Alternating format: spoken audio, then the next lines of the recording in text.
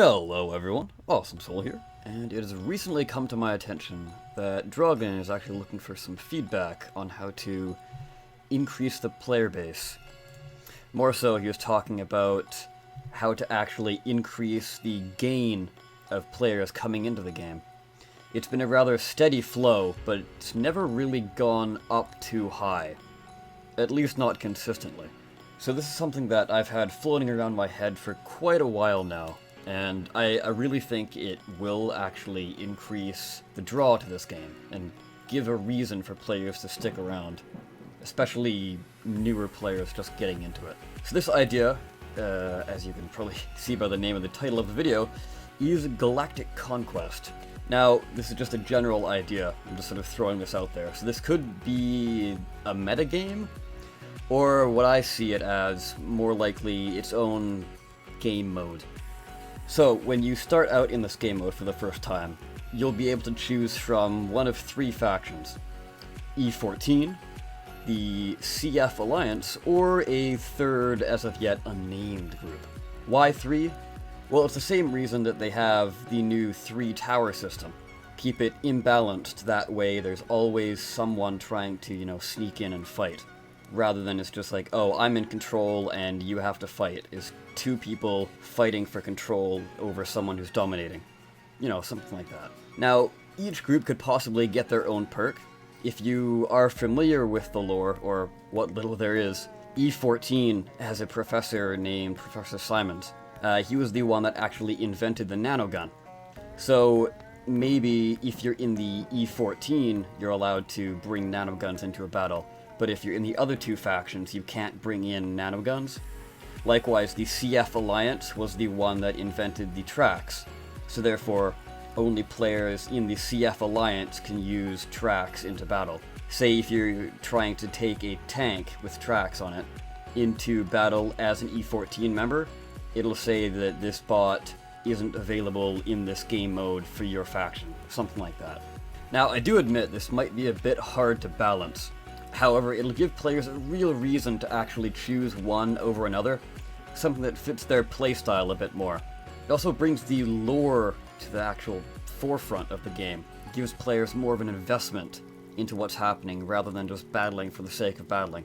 This will be separate from clans, so everyone can come together outside of this game mode. So say you're an E14 player, you can still ally up with the CF Alliance player in regular mode or classic mode or what have you. You could all fit into one clan, rather than, all being E14 only. I mean, you could have an E14 only clan if you wanted to, but that's up to you. It would be good to leave it a bit more open for players in that respect. Now, as far as the actual Galactic Conquest game mode would work, this is how I sort of envision it. Players would have a time period of one real-life month to rack up as many team victories as possible for the respective force. So E14, CF Alliance, and the third one. These wins would contribute to their faction's control over a planet, and the players can choose which map they go to fight on.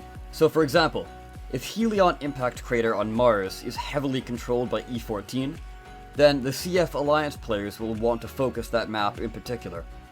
High dominance of a map will lead to much easier planetary control, which is what the main goal is for each faction. Another interesting way you could take this is if each faction, say, has a 75% win rate on a certain map, then whenever they enter a battle on that map, they are considered in defense. And the other faction team that spawns in will be on offense. So the defensive faction will have a far more fortified base than the ones you normally see in the game, like in battle mode currently. So they'll have large walls, possibly auto turrets, and of course the shield. Something along those lines. The offensive team's objective would be to capture enemy generators powering this base. So these would be far more sturdy than the towers you normally see in the game. That's because these cannot be recaptured by the defensive team. So it's really key that the defensive team make sure that they keep these generators running at full capacity. Capturing, or rather destroying these generators, would take certain systems offline for the defensive team's base. So say one generator is powering half the side of the base, so it would take all the turrets offline on, say, the right side, but the turrets would still be online on the left side, so they would have to take out the left generator to do that.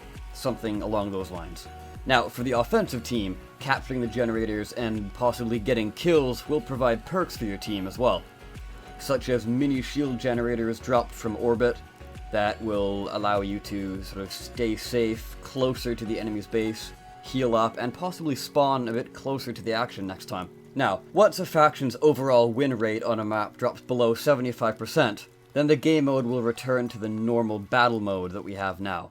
So both teams attacking each other's base, where it's just the shield and nothing else.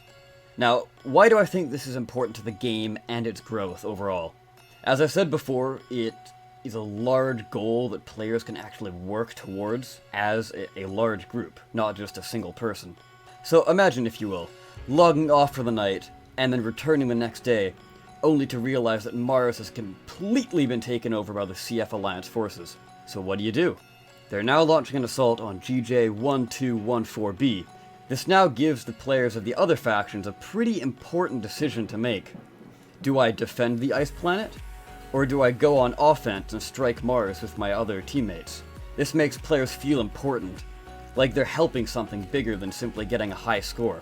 It also provides a much needed camaraderie between the community. You know, people will say like, oh, I'm C14 Alliance. Oh, you are? Awesome, that's great. Here, let me team up with you. And, you know, let's get together, maybe go for a few classic match games, you know, get some more community involvement going. Once players have that, they're more likely to stay, that they have someone else in the community sort of to guide them along, if they're a newer player, for example. Now, the winning faction of that month's campaign could get some small prizes for winning. Maybe a small amount of GC, perhaps? This gives players even more incentive to actually win and sort of, you know, push forward, keep coming back every day to sort of help out their faction. Because, I mean, who wouldn't want a free garage slot or a few extra flags for winning?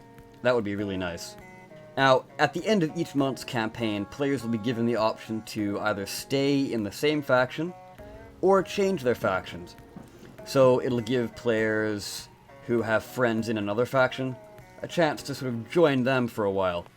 Or if they want to try out the certain perks that each faction has, they can go ahead and do that.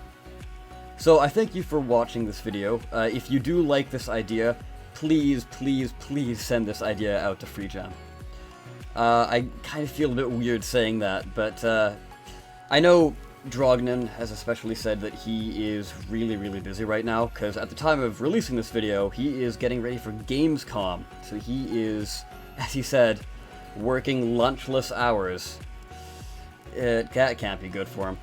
I feel sorry for him. Anyways, so yeah, if you guys let him know, it's a lot easier for him to see this video if multiple people send it to him, rather than just one person and it sometimes gets lost in his Twitter feed. I don't know. Anyways, guys, the reason I'm doing this video is because I absolutely adore this game. It has been one of my favorites for quite a while, hence why my YouTube channel is primarily Robocraft.